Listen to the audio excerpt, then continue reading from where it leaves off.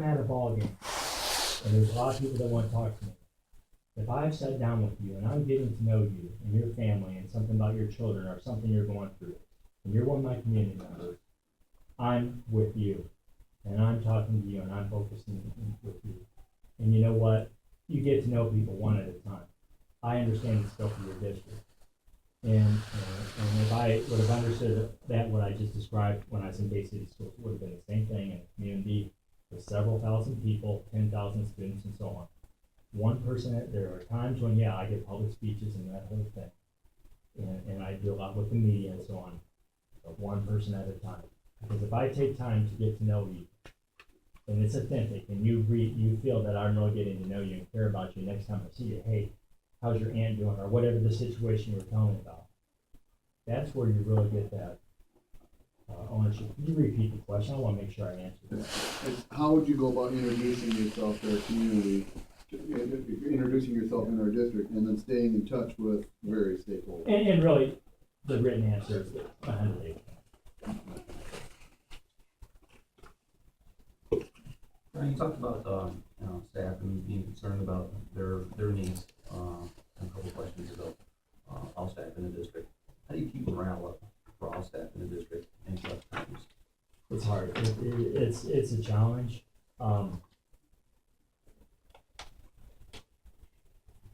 There's no shortcut. It's a lot. It's a redundant, really probably a semi answer to where the best I've done with morale as a leader, and Bay City Schools are in your both group is just building a relationship with people, building trust and respect. That when you're making those tough decisions, again, actually this ties to a lot of questions, and that they know, the staff know that I care about the children at heart, and that's where those decisions are coming from. That's how you keep morale up, as far as from the leadership standpoint. But as far as the school district, you still need to have some fun. So we still, for example, we have a big deal at Christmas with our staff. At the end of the year, we have a picnic on our last day of school. And those were things I refused to cut. Those were things I refused to cut. Why? Because even in the midst of cuts, we have to live and enjoy each other.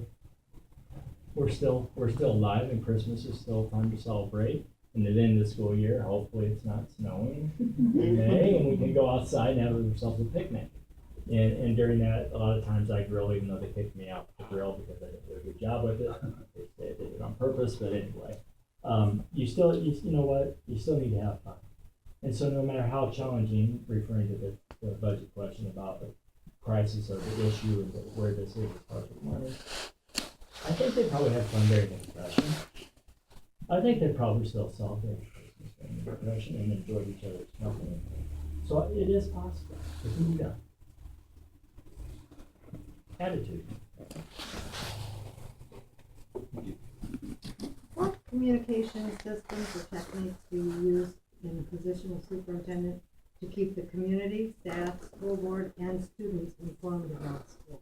I've written several communication plans, even for other school districts. In Bay City Public Schools, it was my, in a large district, it was one of my areas I was responsible for. This is the shell of it. There's a lot more detail that goes with it, so I'll leave you with a communication plan. But a communication plan does indeed, let me pass this out first. There you go.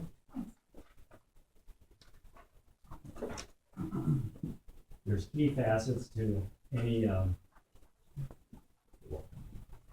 Thank you.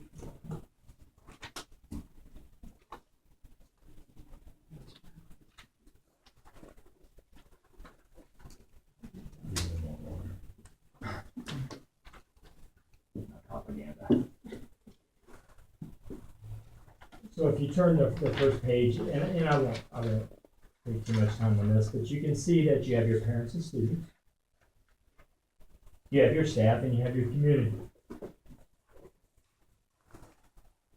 So could you please ask the question again? I want to be very specific. What communication systems or techniques do you use Okay. to get this message? So those are the main groups, and then you can see the systems within each group. So I certainly encourage our building principals to expand upon this. This is the shell, again, I call it the shell, this is the big picture from the Board of Education and from me as superintendent. By all means, my principals are encouraged to go above and beyond and certainly tie those gaps and bring us together, whether it be the parent, a student, or the community, or the staff. But those are the several areas that I focus in. And one nice thing about a communication plan to you, the Board of Education, is I'm held accountable to these areas. And you know what?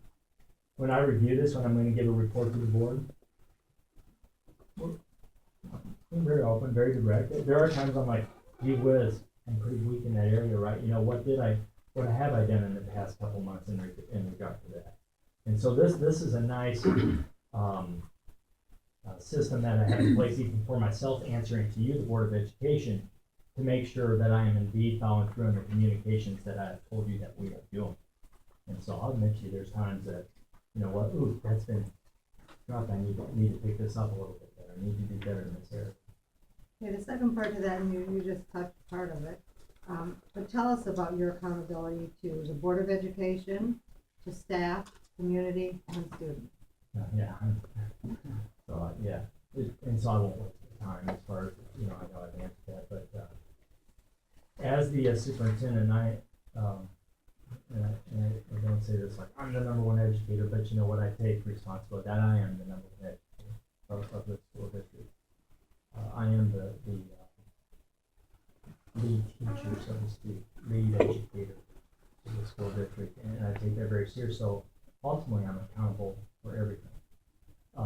And I don't know if we'll get to a board goals section, but I do have another handout here I can leave with you when we're done if we don't get to that question, to where each month I present to the Board of Education on our goal areas. And communications, of course, is one of those, public relations is one of them, staff morale is one of them, and student achievement and safety, security, technology, and so on. And so how am I accountable? Each month I read a report to you as board members of where I am as the school number one educator in each area. So that forces me to be accountable. Again, even if there are areas that, you know what, not much was done in that area last month, here's what I plan on doing. And so I'm very systematic, very pragmatic when it comes to the piece as far as about accountability. But I take great ownership of that, and I take great pride of the results as well. John, just to indulge on that question, do you use a lot of information going out on websites or on the school? Do you do a lot in the technology area, getting your accountability and messages out to the public? I do both, and I've had a lot of people appreciate, like on my parent letter that goes out quarterly, I still send out a letter. However, we will post, like each month, for example, each month I write an article to the newspaper, and then I post it myself. I just do it myself. I find space on the webpage. And so my answer to you is both. I still feel there's a facet of people that still like to get that hard copy letter and sit down and read it by the lamp. But maybe the younger people out there are probably like, this guy needs to. I have two children. They're 22 and 23. Don't worry that they're like, Dad, you're old fashioned. You need to give it the time. So for me, it's a combination of both technology and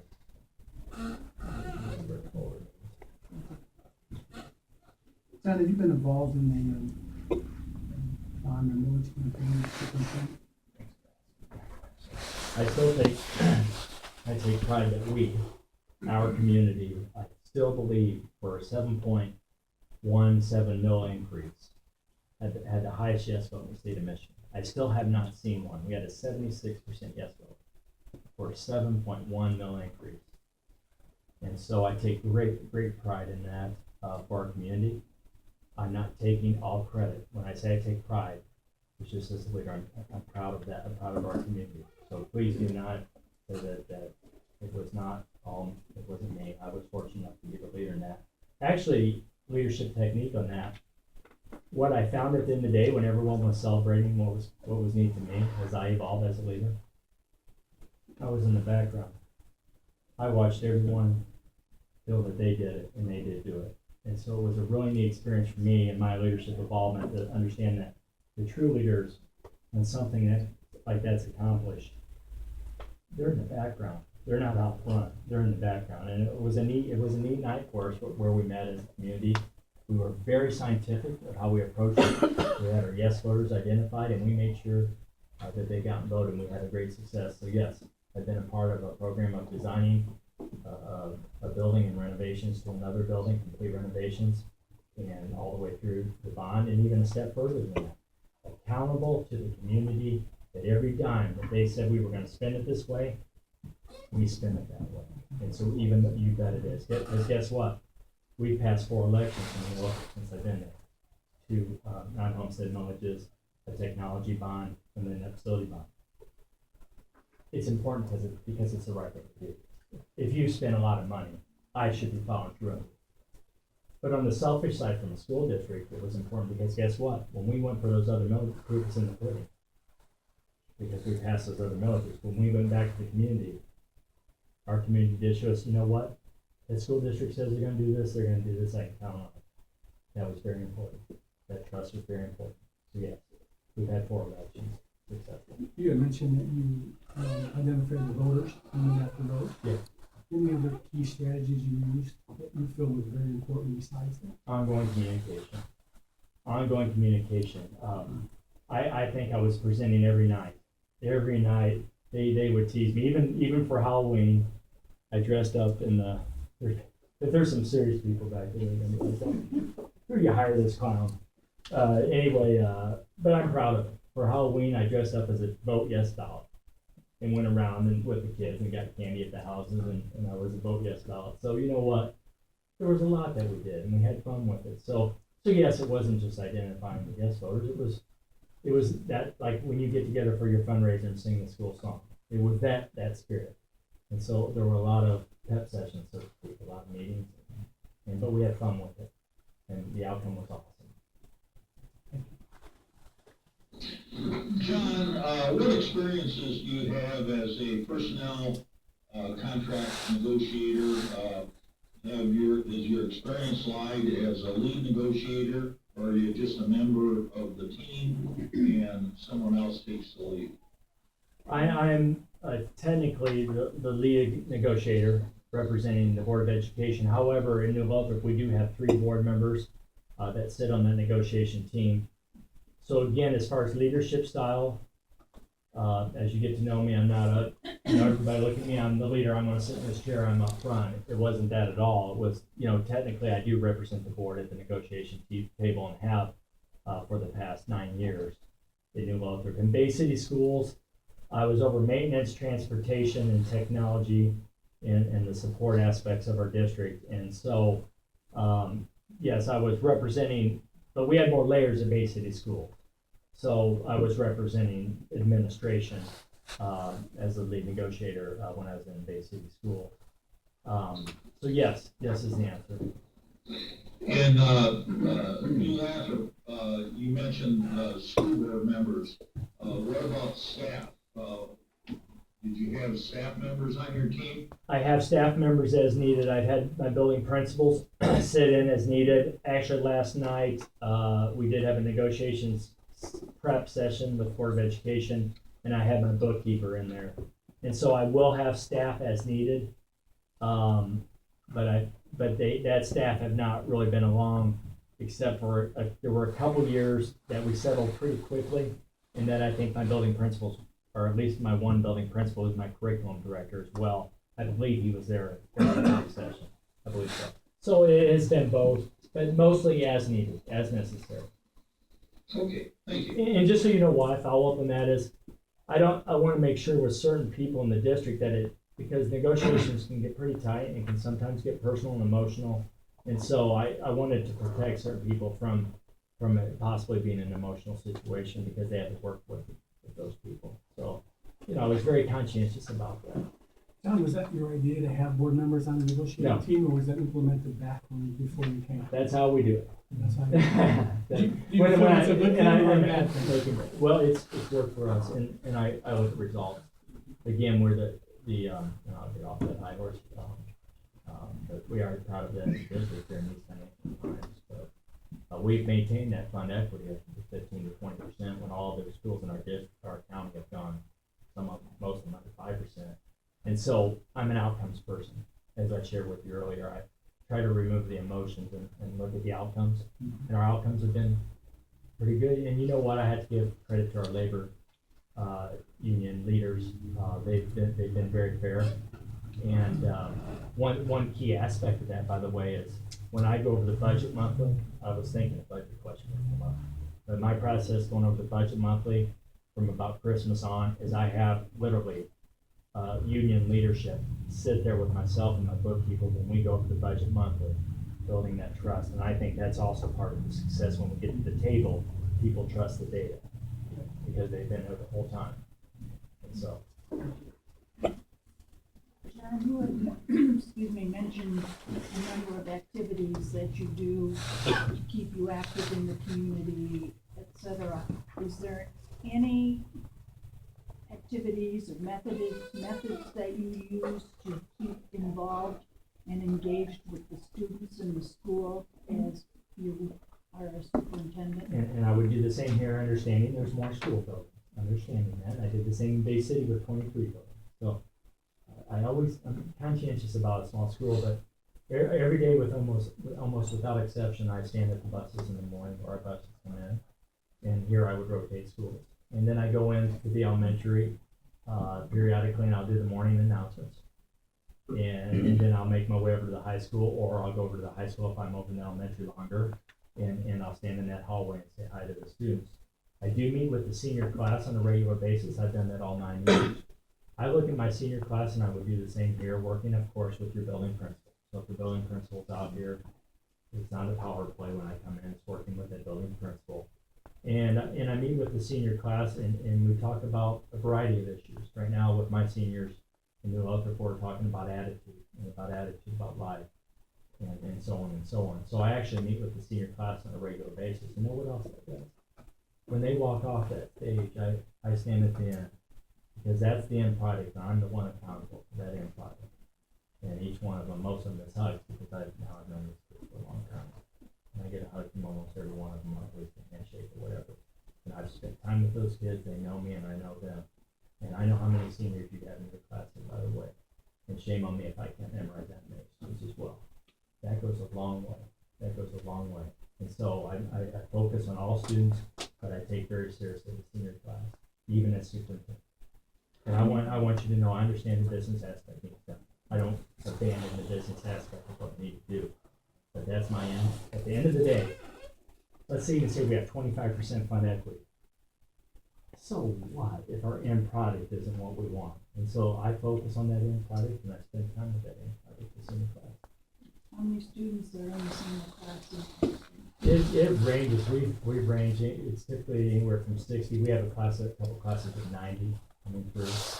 So, but again, I can memorize 200.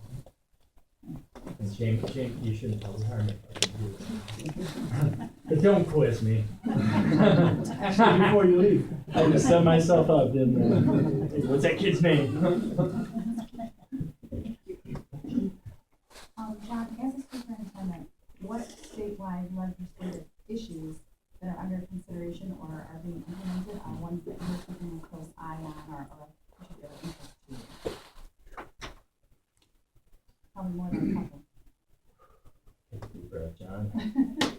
Be a little bit upset sometimes with the ongoing changes from the legislature. Right now, the evaluation piece, and I'm actually meeting with the teachers to make sure that they know, and it's back to that trust issue, that as superintendent, I filter a lot that comes from the state and federal government of what's relevant and what we're going to do. And so I built a relationship with the teachers, but they still need, reminded because they're nervous. I don't blame them. My sister teaches in Indiana. I'm on camera, so I won't go on one of my rants about they're tying all of the teacher pay everything to my sister's test score. Now she can't focus on extracurricular and do some art projects, and it just makes me upset. It makes me upset. So my job as superintendent is to filter a lot of that and what's relative to our school, and certainly meeting state and federal requirements. I'm not breaking the law. But I'm watching that very closely because people are nervous about them. And you know what? Is a teacher effective if they're nervous? Is my sister effective if she's nervous? And all she's worried about is delivering this content on this I-STEP test? And no.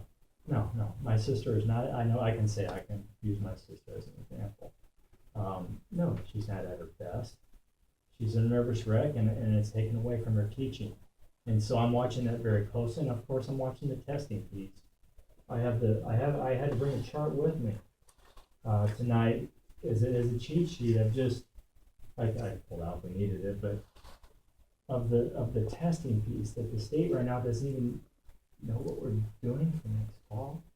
You probably would fire me if I ran I'm calling it already did, excuse me. But if I get hired and ran this district that way, you should probably fire me. What are we doing next year for our test? Yeah, I don't know. We'll figure. We got a few things going here. Here's the chart. We may do these. I'm going on one of my rants on it. I'm watching those two issues, and you can see I'm passionate, and it upsets me, because I see what it's doing to our teachers, and I want my teachers to be relaxed, having fun, because you know what? Don't kid yourself, and I'm sure there's some teachers out there that flows down to those students.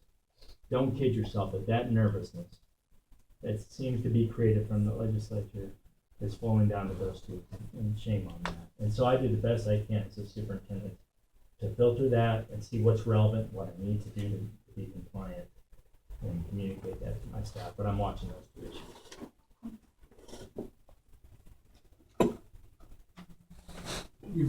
You fit in a lot of things that I'm gonna ask you, and you talked about community involvement and what you've done with the kids and the community. So this question is really, you've answered it already, but if you were selected for this position, how would you see yourself fitting into this community?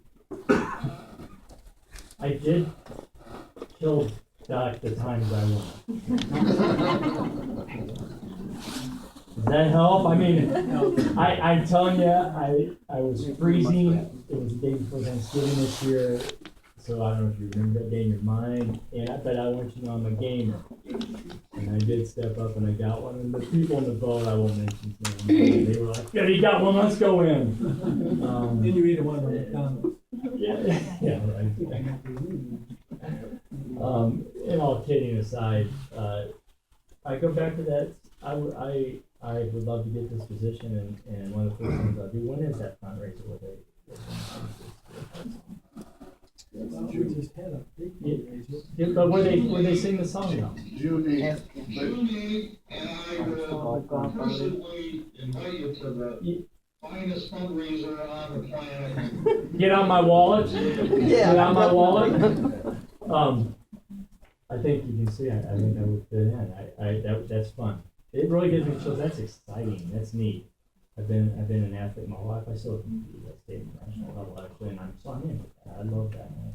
I love that team spirit, because at the end of the day, actually an emotional thing for me. I have a custodian that's dying of cancer, and I go out to see him it's tough on me. I go out to see him every week, and it really is putting in perspective of those moments when we're singing the fight song. Those moments of fitting into the community, and having coffee with I won't say the guys, get myself in trouble. No, but in this particular group of guys down at the corner, spending time with this custodian, and it's really changing my life even more to where, you know what, grab those moments and enjoy them. I think I would bring this community and everything I've heard about this community and this person that I'm referring to. I want you to know he is a leader in your community. I wouldn't be sitting here right now. And so I'm ready to strap on my helmet. My last question for you, Mike, can you describe a way that you have used data to make curriculum decisions that have enhanced student achievement? Yeah, and I'll go quickly, and I won't go over all the bullet points, but we're very specific regarding our curriculum changes. And by the way, just for the teachers that are out there, administrators, it's a curriculum process that the teachers and administrators have ownership of. And you can call them both very public schools. And so what I'm showing here, and I'm just trying to save time because I know to be under a time crunch here, but, so what I'm gonna show you as far as using the data is a process, the ownership, which should be, who should the ownership be for instruction? It's the person doing the job, it's the teachers and administrators. And so, but we're very specific in our data. This is our annual plan. And you can see that we're very specific on the achievement gaps that we need to close. While our test scores we're pleased, we're pretty good. We're very specific about achievement gaps that we want to close, and we're very specific in how we want to measure those. And I won't read those to you, but they begin. You know, I was going as long as I could without being the old man, but I do wear glasses, so bear with me here. They begin on page, actually I'm on page 14, no, page 15. So we're very specific about using data from tests, but I want you to know when I say using data, it's not just test scores, not just the quantitative data, it's qualitative data. It's talking to people, because a test score only says so much. So we had some areas that we wanted to focus on, but we go to those teachers and talk to them. I know what we found. We found that we were doing very well in elementary, and you have a similar situation, if I may say. And then when the students were getting to high school, their scores weren't consistently as high. Something was happening. And so if I were just a quantitative guy and I'm just using numbers and I'm just sitting in my office in central office and using numbers, I would not have figured out what it was. What we were finding with our students is just the lack of motivation on tests that don't matter to the children, to the students. Tests that there's no scholarship involved, it's not going to have really much of an impact whether they get to college or not, like the ACT. And so it was a test that they knew that really wasn't very important, and it was a motivation issue. Quantitative data, piece of paper, test scores would not have just told me that. It was that through our school improvement groups and meetings and through the end qualitative, through the discussions and interviews and talking to children, that's where we figured out what the problem was. And we found in our school, and I see you have a similar situation regarding test scores. I noticed, and then in high school, not as consistent. I'm not saying you're not doing a good job, it's just not as consistent. It's similar to what we had. Speaking about our school district. And we found it was really a motivation issue. And so we're working around with our students and with our school improvement teams that, okay, again, I'm the kind of guy, let's call fact a fact. Even if it's a brutal fact, lay it out on the table so we can deal with it. And so it's a motivation issue, what are we gonna do? And so that's where we're at. We're looking at maybe have drawings for iPads and different things. You know, we're looking at that motivation factor. So you have to use both qualitative and quantitative data. I find a question for you, tonight. Suppose a teacher and a principal approach you about their concern over a particular student, and that student maybe thinking about hurting himself or herself or somebody else in the building. How do you address that? Oh, they have legal obligations, first of all. They're legal, as soon as, and I'm sure the principals know that. And if they don't, I would make sure that the principals know, as soon as something like that happens. So you're saying it's the principal and the teacher hear this from a student. Now they're coming to you about a particular student that they're concerned about. Oh, but the student has not come to them. Correct. Well, I would have to have them investigate that, first of all. I wouldn't get involved at that level, but I'd have them take it very serious and investigate that. And once they investigated that, then I would make sure there are certain legal things that you need to do. I mean, there are legal requirements, which I know I went on a little bit of a rant as far as some of the legislature, but these legal requirements are in there for the protection of that student, the protection of everyone that immediately that need to take place. And so I would make sure that once we dealt with that situation, that proper training was in place for all teachers, all administrators, to make sure they knew immediately what legal requirements. So if I were at a meeting at the RESD and couldn't be reached, that they would know immediately that there are certain things that they need to do. Certainly in that case, investigating and find out what is the situation and be on top of it right away. But since it's not specific, after the investigation, certainly they would keep me informed on the situation, and we would go from there. But safety and security is a top priority. I'm very proud of, just last night at our board meeting, we partnered with our local law enforcement, and we're increasing patrol hours and patrol hours particular at our school grounds, because we had some of our kids, good of the country school we are, that had some drugs in their car, and we're getting right on top of it, and we're taking that even very seriously. And so I am involved, and then I do my part in it, as far as any communication that needs to take place. Certainly, I might work with our school attorney right away, or if I felt it was an issue that we need to make sure that we're crossing our T's and dotting our I's. So that's another step that I might take, is working with our school attorney. I would keep you as board members informed to the level that I can legally keep you informed, and maybe sometimes I can't give you names, but I'm very good about keeping the board informed. We're a small community here, and so you would hear very quickly maybe that there was a situation, so I would keep you informed as well, as much as I could legally. If there was validity to that claim, and let's say went to the locker room or the student's locker and found a knife. It would be him, law enforcement, immediately. And again, you know what I've learned, I just shot from the hip, and I told you I don't do that, but, was it a pocket knife, was it a weapon, you know, what was the situation, where again, there's still some subjectivity with that school administrator that I would hope would be trained, and if not, I would make sure they're trained after we dealt with the situation of, okay, what kind of knife we're talking about. But if it's obvious that it's a weapon, it will be dealt with very swiftly and very promptly, and law enforcement will be involved immediately. Because those are situations that we are not trained, that they're professional people that do that, that's the law enforcement. And we would want to send a message to our students that there's zero tolerance for that, zero, just like our judge says, zero tolerance. In the few minutes we have remaining, do you have any questions for us?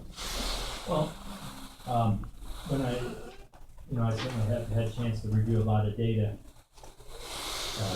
curriculum, test score wise, financially, what do you see as some of the main challenges for this person in this position? What do you see as from the Board of Education perspective? From the Board of Education perspective, we had to make some very unpopular decisions because of finances here. So that is a huge concern. The evaluation, the assessment piece is of concern, because we're trying to do things with our curriculum. We have a staff of very innovative and creative people, and when they're constrained by something that we don't know, that we can't try to do things with, that's a concern, because we end up hearing about it. And so the elephant in the room is financial. But things that the state, the legislature and the governor are deciding or not deciding are issues as well. Actually, John, we want to be the best school district in Central County.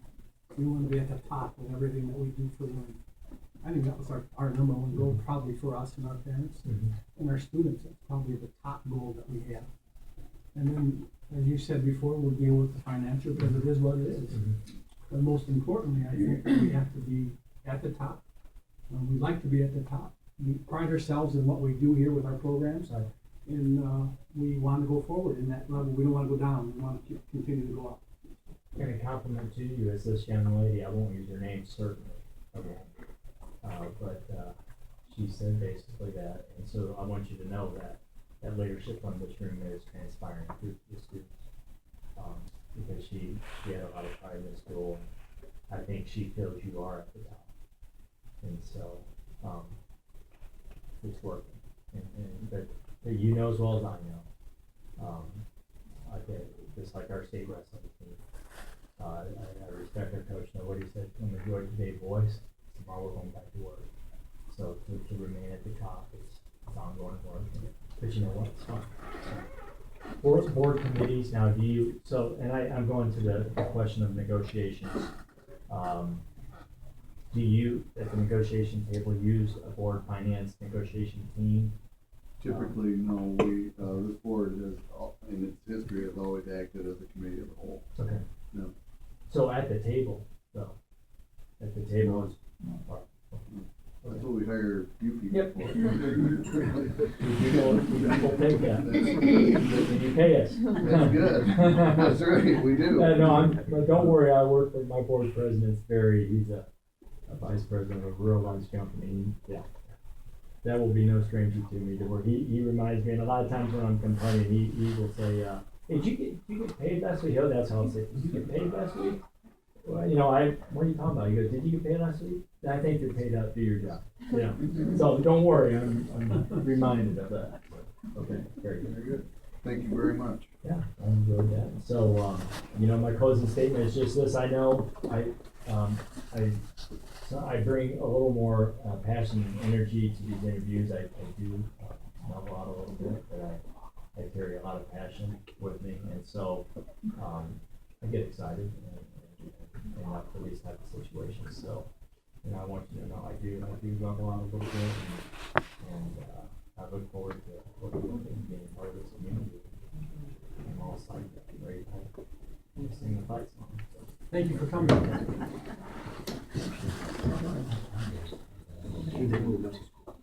Yeah, but still, no, I want you That's okay, very nice.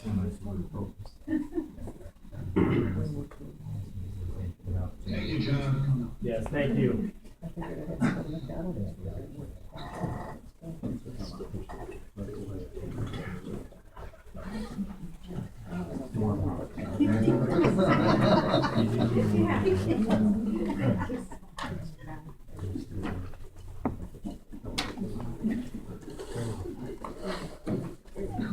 Nice to meet everybody. Thanks for coming this evening, showing interest. We'll be right here. Okay.